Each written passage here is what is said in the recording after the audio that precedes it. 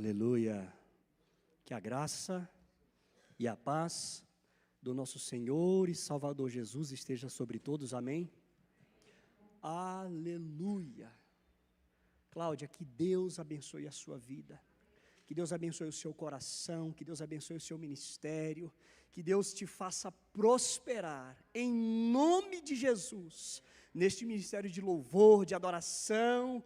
Que bênção maravilhosa Deus inspirou nossa querida irmã Cláudia, com toda certeza toda a equipe, com este louvor abençoado, mostrando, revelando a pessoa maravilhosa de Jesus, a autoridade, o poder, a glória desse nosso Deus maravilhoso. Que Deus abençoe, em nome de Jesus. Queridos irmãos, o meu coração nesta noite está saltitando na presença do Senhor, ante a grandeza deste nosso Deus. E nós estamos tendo o privilégio e a oportunidade de estar diante da sua palavra, que tem o poder de livrar a nossa alma das garras do inimigo, de transformar a nossa vida. E eu quero compartilhar com você uma palavra que Deus colocou no meu coração. Pastor Gerson me convidou para trazer a palavra, e a minha cunhada até me perguntou hoje, lá na casa da minha sogra, como é que eu elaboro, como é que eu preparo as palavras, as mensagens. E eu falei para ela que, a partir do momento que sou convidado, isso entra no meu coração, na minha cabeça, na minha mente, e a partir desse momento Deus começa a falar comigo, e aí eu vou meditando, vou pensando, continuo nos meus afazeres, no meu trabalho como policial. Aqueles que não sabem, sou policial, inclusive estou na cidade de Estrutural. Deus está nos abençoando ali naquela cidade, o policiamento, orem pelos policiais, não só apenas da cidade Estrutural, mas de todo o nosso Brasil. Mas aí eu falei para ela, então, que esta palavra entra no meu coração e Deus usou o meu filho. Meu filho, às vezes à noite, quando ele vai dormir, ele quer que alguém fique ali perto dele. Às vezes ele tem medo de escuro, como praticamente quase toda criança. Medo, às vezes, ali de dormir, e a gente deixa uma luzinha ali no cantinho, né, sinalizando ali onde é a saída ali da porta. Mas a Sara tem ensinado algo impressionante, que também tem falado comigo quando eu estou ali na minha cama, preparando para dormir.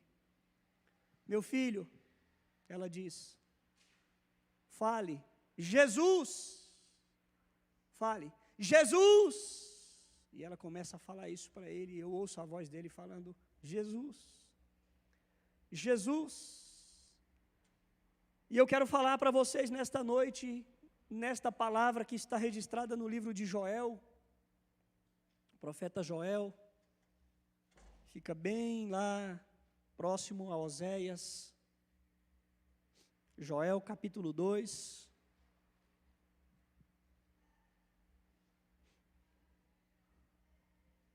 verso 32, Joel 2, verso 32, que diz assim, então todo aquele que pedir a ajuda do Senhor será salvo.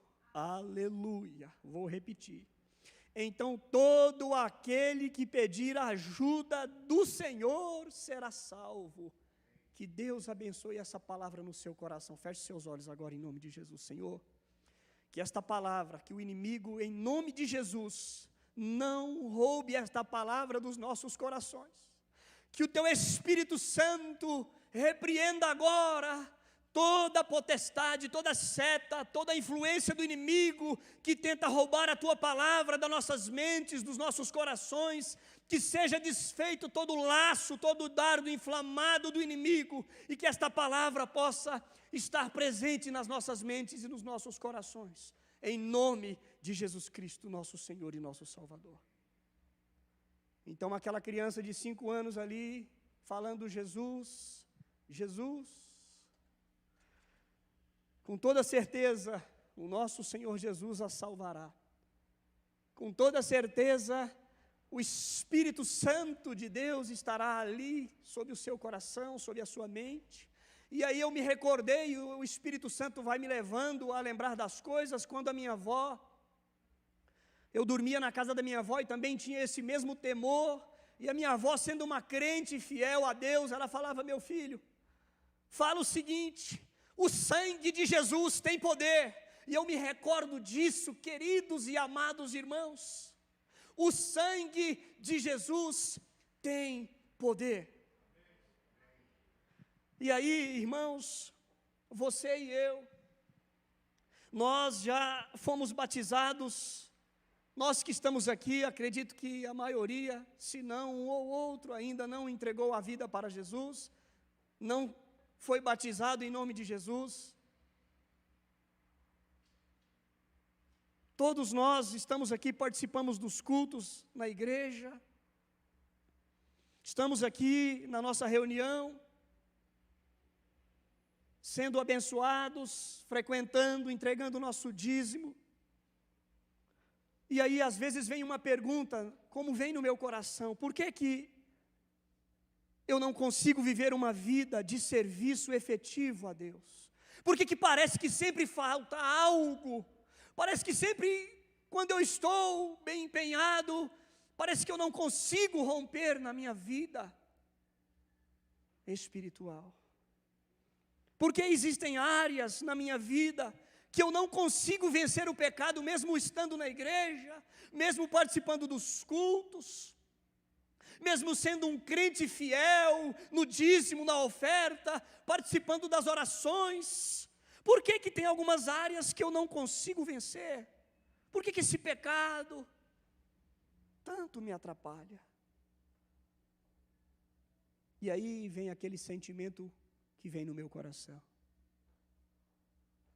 Por que que eu percebo que apenas 80% eu sou vitorioso na minha vida, mas ainda sempre resta aquele 20% que eu não consigo romper na minha vida cristã? Por quê, irmãos? E aí o Senhor me trouxe a esta palavra e começou a falar ao meu coração. E aí o que Deus falou comigo é que mais do que nunca, neste século, neste momento em que estamos vivendo, Satanás tem sido bem sucedido, tem tido muito êxito neste século, em duas questões que para mim são essenciais. Primeiro, acreditamos que a influência do diabo, que esta manipulação do inimigo, e muitas vezes até na possessão, ela só acontece na vida das pessoas que não participam dos cultos, não vão à igreja. Que esta opressão do diabo, ela é muitas vezes para aqueles que são incrédulos, que não frequentam a um culto, que não conhecem a Jesus. E outro, talvez o mais alarmante para mim, é da inexistência do diabo. Parece que o diabo conseguiu colocar nas mentes, nos corações da grande maioria, ou de muitas igrejas talvez, a sua inoperância, a sua atuação maligna, a sua atuação contra o ser humano, em perseguir, em atormentar, em destruir, em influenciar. E isto tem entrado nos corações de muitos cristãos. E de fato negligenciam questões espirituais. Isso se tornou muito carnal, muito terreno. Debatemos coisas do trabalho, debatemos coisas de casa, problemas que aparentemente são problemas naturais e carnais, relacionamentos, criação de filhos e outras coisas. E as questões espirituais nós negligenciamos. Falo por mim, queridos irmãos, é uma palavra que fala ao meu coração.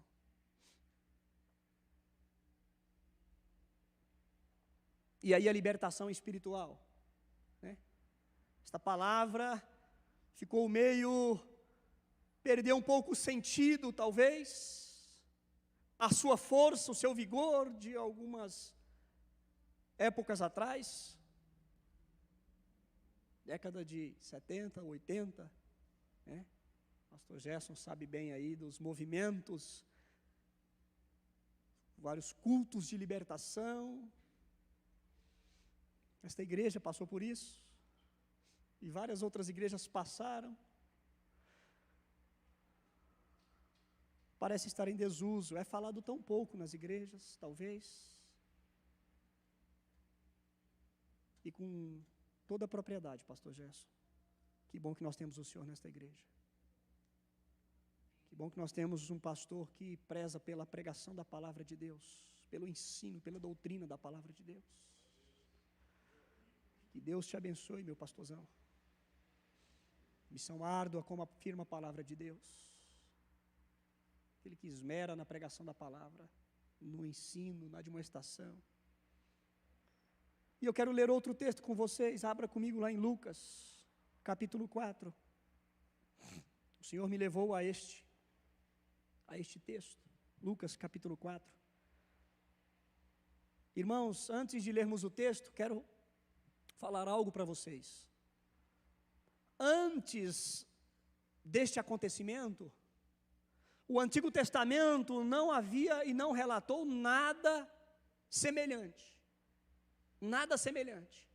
O povo que foi tirado, aquela nação que foi gerada, que foi criada, ela já tinha visto maná cair do céu, ela já tinha visto coluna de fogo, ela já tinha visto a operação de Deus nas coisas, na natureza, controlar o tempo, parar o tempo, fazer chover, fazer todas essas coisas. O povo já estava acostumado, o povo já via isso, estas operações, esses milagres acontecerem.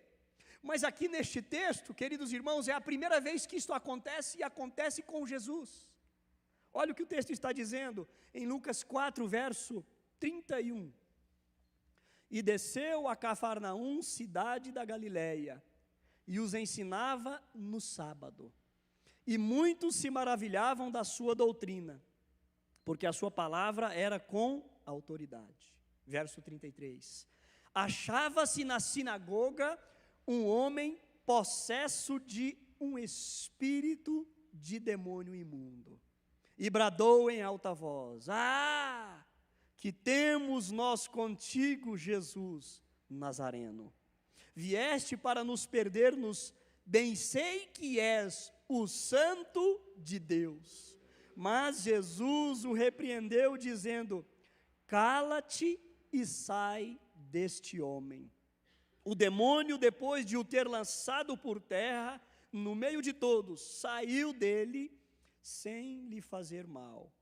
Verso 36. Todos ficaram grandemente admirados e comentavam entre si, dizendo: Que palavra é esta? Pois com autoridade e poder ordena os espíritos imundos e eles saem. E o último verso.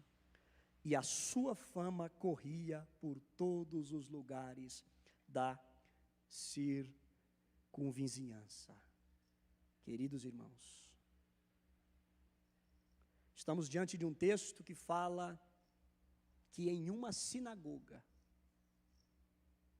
ou seja, na igreja, não era ainda uma igreja, mas era onde as pessoas se reuniam, liam a palavra, tinham um período de louvor ali, de comunhão, de louvor, e ali no meio da igreja, Jesus chega, no meio da sinagoga, né? Jesus chega e de repente o texto fala, no verso 33, um homem possesso de um espírito ou de um demônio imundo. Esta tradução possesso, às vezes ela traz algo e uma interpretação equivocada, e muitas vezes ela foi usada de maneira errada. Um crente pode ser possesso? Acredito que não. Um crente em Deus, acredito piamente que não. Então aqui a melhor tradução talvez seria: influenciado ou sob a influência de um espírito imundo, de um demônio, de uma potestade. E ele estava ali na sinagoga. E o que isso quer dizer para nós, queridos irmãos? Que o simples fato de a pessoa, de um cidadão, de uma pessoa vir à igreja, não a exime da influência ou do poder ou do ataque do diabo, do inimigo na sua vida. A igreja não garante a você uma imunidade total a respeito dos espíritos imundos, dos principados, dos demônios de Satanás. Porque aqui o texto é claro e é interessante, irmãos, que Jesus não fala com o homem. Jesus não vai orar, não vai impor as suas mãos, mas o simples fato de Jesus estar no meio, na sinagoga, aquele espírito se manifesta diante da presença maravilhosa de Jesus. Aleluia! Isso é algo tremendo, irmãos.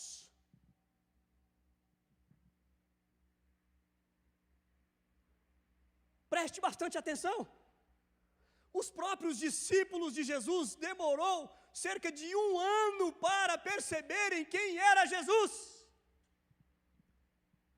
Mas a Bíblia fala que os demônios, pelo simples fato dele estar ali, se manifestavam e o reconheciam. E nós precisamos prestar atenção nesses detalhes da palavra de Deus. Isto traz ensinamentos para mim e para você. E nós precisamos, queridos irmãos, como meu filho já está sendo ensinado ali a respeito do nome poderoso de Jesus, você e eu precisamos conhecer quem nós estamos enfrentando todos os dias. A igreja, mais do que nunca, não pode negligenciar isto, porque a coisa vai apertar, queridos irmãos. A coisa não vai melhorar. Não se iludam, porque a palavra de Deus afirma lá em Mateus capítulo 24, é só o princípio das dores. Guerras, rumores de guerras, mas vai melhorar. Aí que vem o filho da perdição. Não, calma. Vamos trazer paz aqui para todo mundo. Mas o que eu quero falar para vocês é que nós precisamos mais do que nunca conhecer quem nós estamos enfrentando todos os dias. E eu quero te apresentar 2 pessoas. Primeiro, a nós mesmos. O velho homem, a velha natureza, o homem pecaminoso. Segundo, os demônios. Você precisa se conhecer e conhecer os demônios. Eu vou estudar agora. Você percebe que a Bíblia não vai ficar com muito detalhe, igual tem aí. Não. Mas você precisa identificar na sua vida, no seu ambiente, no contexto que você está vivendo, a situação que você está vivendo, a respeito dessas 2 pessoas. Se é carnal, se é você, ou se é espiritual, se é o diabo, se é a influência dos demônios na sua vida. E eu quero começar, queridos irmãos, invertendo a ordem. Não vou começar a falar de nós, vou falar primeiro dos demônios.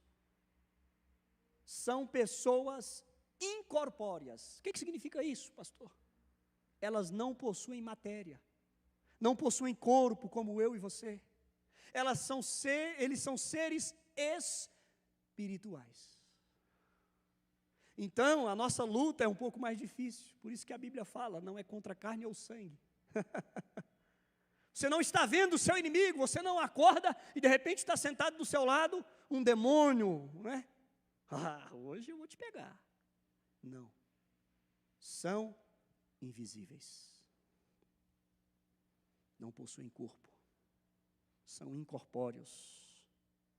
E eles, queridos e amados irmãos, não se engane, são loucos, estão ávidos, estão sedentos em busca de corpos, estão em busca de pessoas, para não apenas influenciar, mas para de fato possuir, escravizar, matar, porque esta é a missão do diabo. Ele quer nos perseguir, ele quer nos humilhar, ele quer nos destruir, ele quer nos escravizar, mas acima de todas as coisas, o maior desejo do diabo é nos matar, é tragar a sua vida, como tentou fazer com Jesus desde pequenininho, quando o rei Herodes falou: onde é que nasceu aquele menino, que vai ser, onde é que nasceu? Deixa eu ir lá conhecer ele.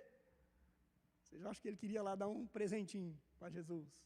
Acho que ele queria lá levar um ouro, levar uma mirra, levar alguma coisinha. Não, ele queria lá esmagar, matar. Aquilo ali era um demônio, um principado, uma potestade, queridos e amados irmãos. E aí eu quero refrescar sua memória. Lembra daquele texto quando Jesus expulsa os demônios lá do Gadareno ou do Gerazeno? O que os espíritos, as legiões pedem para Jesus? Alguém se lembra?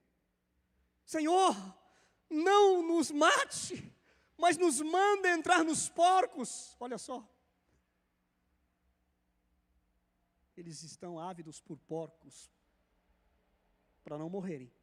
Mas eles não estão aqui atrás de animais, cachorro, gato, não.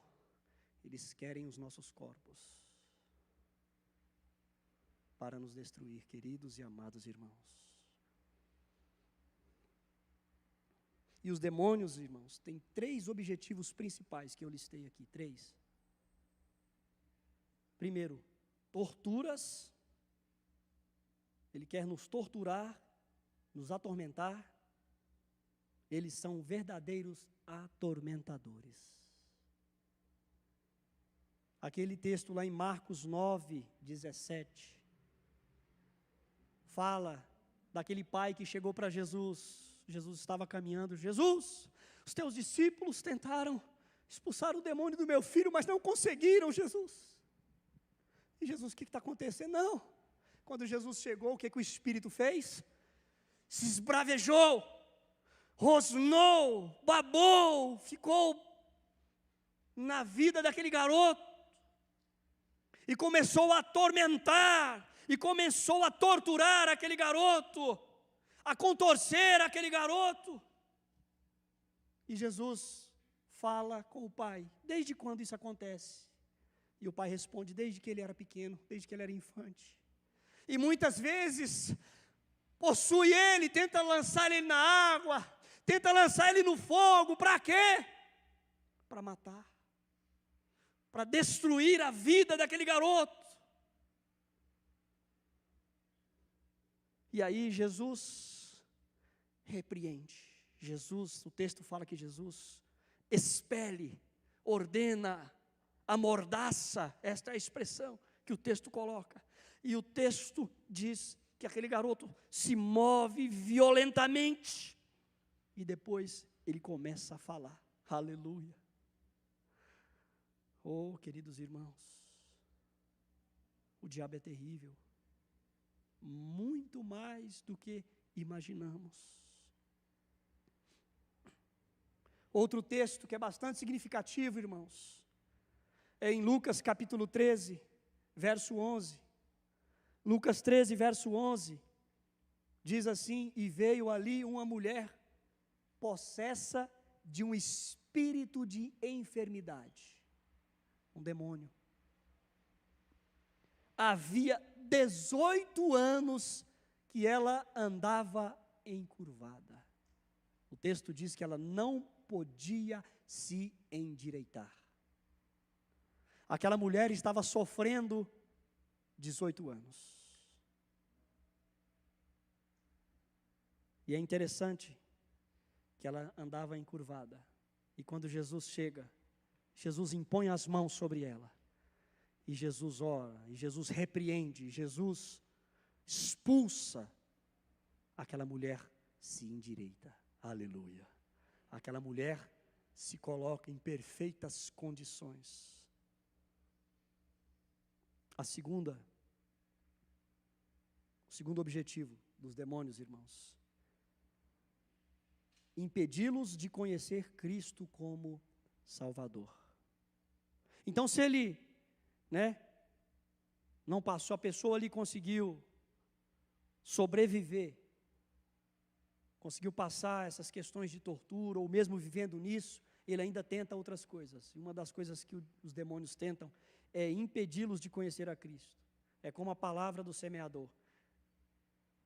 A semente é a palavra de Deus. Aqueles que estão ali à beira do caminho, ouvem, e depois vem o diabo. O texto afirma que o diabo vem e tira-lhes do coração a palavra, para que não se salvem e não creem. São pessoas que vêm à igreja, ouvem a palavra às vezes e parece que o seu cérebro não está gravando mais. Parece que a sua mente não está gravando mais. Isso é um espírito influenciando a sua vida, tentando ceifar, tentando abstrair a mensagem, lançando um dardo, uma seta inflamada no seu coração, tentando tomar a palavra de Deus, que é poderosa para te livrar, para te sarar, para te curar, para transformar a sua vida, querido irmão. Em Atos capítulo 5, verso 3, o apóstolo Pedro diz para Ananias: Ananias, por que Ananias encheu Satanás o teu coração para que mentisse ao Espírito Santo? Perceba que aqui não diz que ele estava possuído, mas diz que ele encheu o coração, e é isso que o diabo faz. O diabo é muito bom em sugestionar as coisas, em seduzir, em dissuadir, em influenciar, em lançar questões ao seu coração. Será que Deus de fato te ama? Deus te abandonou, Ele vai lançando isso ao seu coração, e vai martelando isso na sua mente, dia após dia. E Pedro falou para ele: por que, Ananias, você permitiu?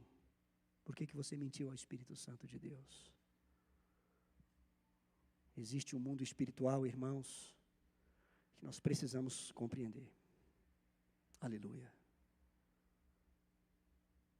Estamos aí no período de quaresma, Jejum. Oh, queridos irmãos, como o jejum é importante. Como o jejum é importante, porque tem espíritos que só são vencidos mediante oração e jejum, humilhação diante de Deus. E em terceiro, se vocês vierem a conhecer a Cristo como Salvador. Não, a gente conheceu a Cristo como Salvador. Conseguimos, graças a Deus. Então, o diabo, os demônios, farão de tudo para que vocês não sirvam Ele efetivamente. Esse é, sem dúvida, para mim o maior problema. Eu venho à igreja, frequento, mas o culto parece sempre pesado, No período de oração, é sempre muito pesado, tem sempre muito peso.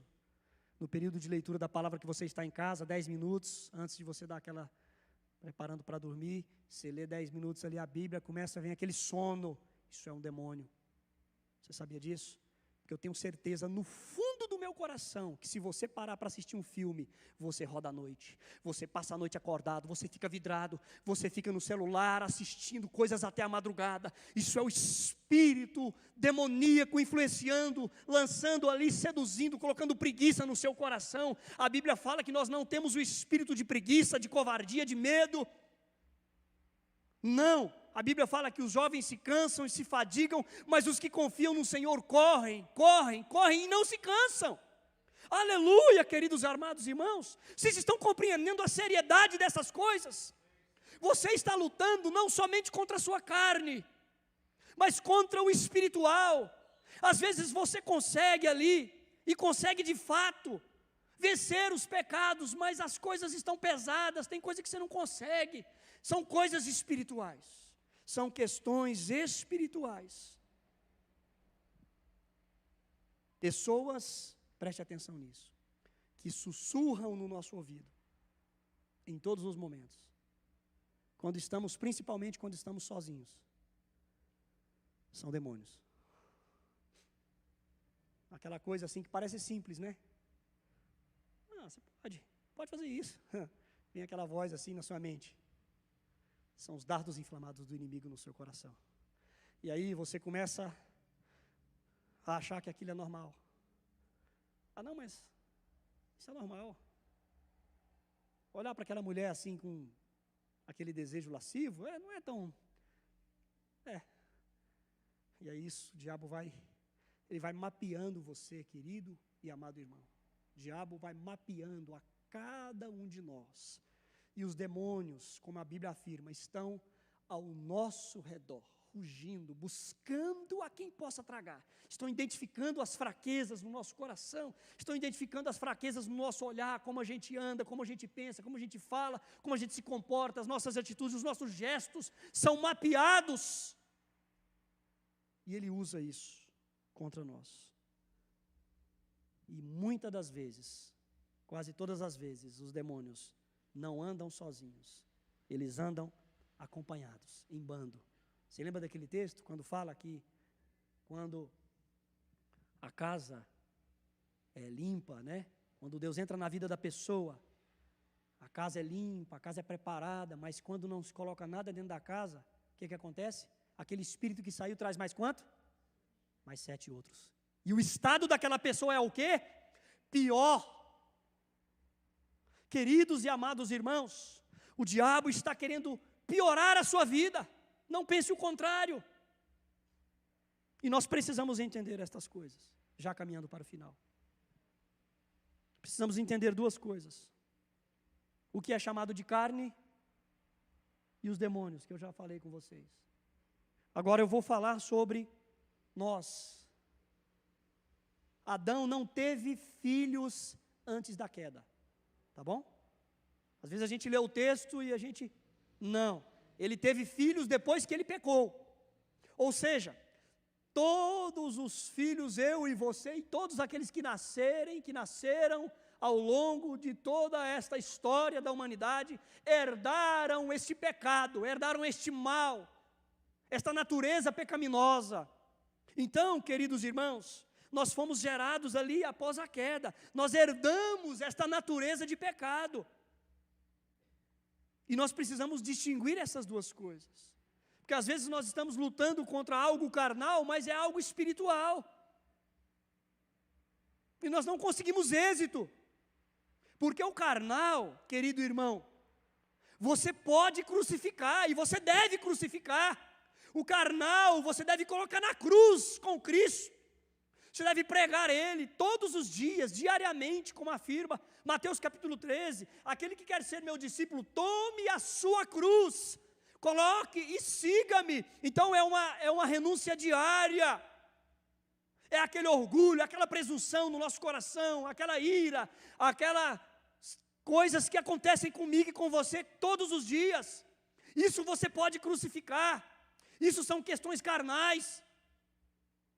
Você que talvez está no trabalho, e está complicado o trabalho, ou está em casa, como eu e a Sara um dia desse, estava até de folga do quartel, de repente, eu vendi a minha Kombi, e eu precisava entregar a Kombi, quarta-feira, isso era segunda-feira, pastor, e aí como é que faz? Eu não posso entregar a Kombi, o motor já tinha sido feito, e aí levei a Kombi na oficina, deixei lá, falei, resolve isso aí para mim, voltei, quando eu estou em casa, de repente, o interfone toca, o porteiro, vão cortar a sua energia do seu apartamento, e a gente alugou, que a gente está fazendo uma reforma na nossa casa, então a gente mudou da nossa casa, vão ligar, vão cortar a sua energia, e aquilo foi complicando, e a gente, como é que faz?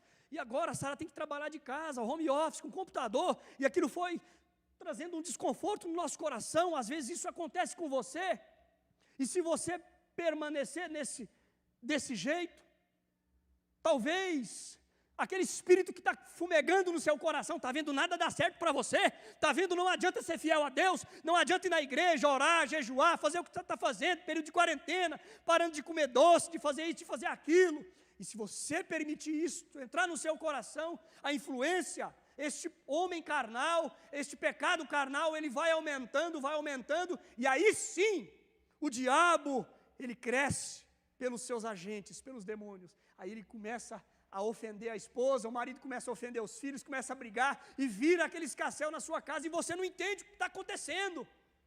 São espíritos enganadores, tentando destruir a sua família, e é o que tem acontecido muitos nos nossos dias de hoje, separações, irmãos, eu estou triste, meu coração, irmãos, falo com pesar, grandes amigos, se separando das suas esposas, dos seus filhos, muitos, quanto mais de 10, uma tristeza terrível, e aí a gente não entende, mas isso não acontece da noite para o dia, viu, irmãos?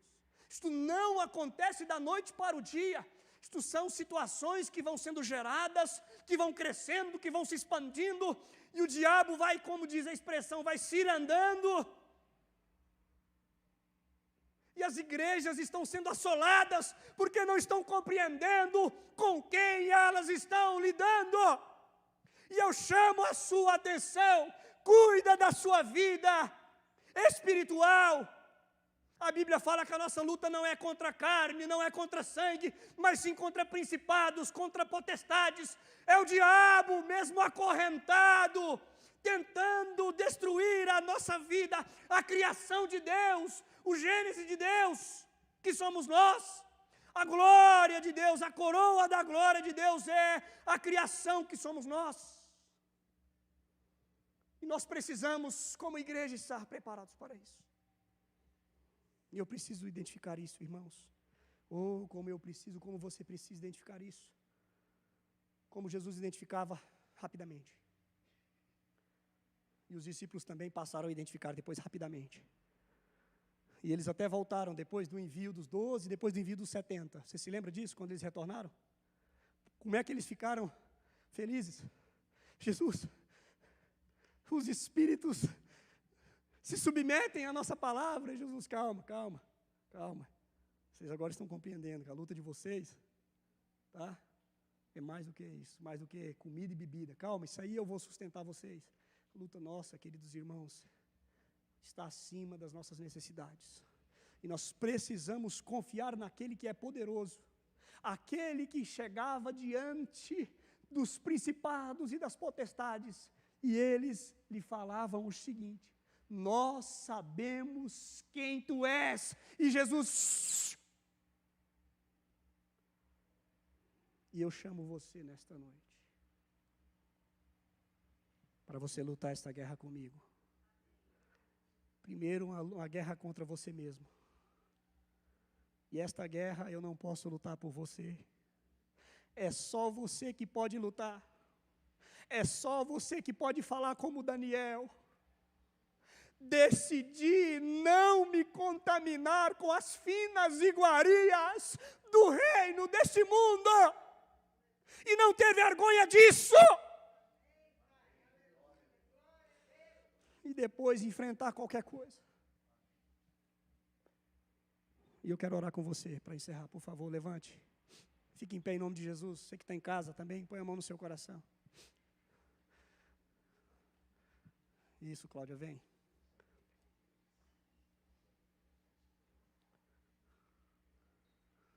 Três vozes estão no teu coração. Uma é sua. A outra é do diabo, através dos seus demônios. E a outra é aquela voz doce. E essa voz está falando para o seu coração agora o que você tem que fazer. Pede perdão para os seus pecados, crucifique os seus pecados. Vence a sua carne. E revista-se como a palavra de Deus afirma em Efésios. E fortaleça o homem interior, que é capaz de resistir ao dia mau. Que quando o diabo se apresentar diante de você, ele vai bater em retirada. porque as portas do inferno não prevalecerão contra a sua igreja, em nome de Jesus. Senhor, abençoe esta igreja nesta noite. Senhor, abençoe cada coração nesta noite, Senhor Jesus, e abençoe o meu coração. Nós compreendemos que nós precisamos entender contra quem é a nossa luta. Em primeiro lugar, a nossa luta é contra nós mesmos, contra o nosso egoísmo, contra a nossa mentira, contra a nossa falsidade, contra a nossa carnalidade. Isso nós vencemos crucificando a nós mesmos ali, no madeiro, na cruz, em Jesus Cristo. Quando nós comemos da ceia, do pão e do cálice, nós anunciamos a morte do Senhor até que o Senhor venha. Mas o Senhor há de fazer-nos vencer sobre os inimigos, sobre os demônios, sobre os principados e as potestades. Você que não consegue romper na sua vida de oração, você que já está orando, está jejuando, tem um demônio impedindo você, mas ele vai cair por terra, porque o sangue de Jesus tem poder. Aleluia! Oh, aleluia!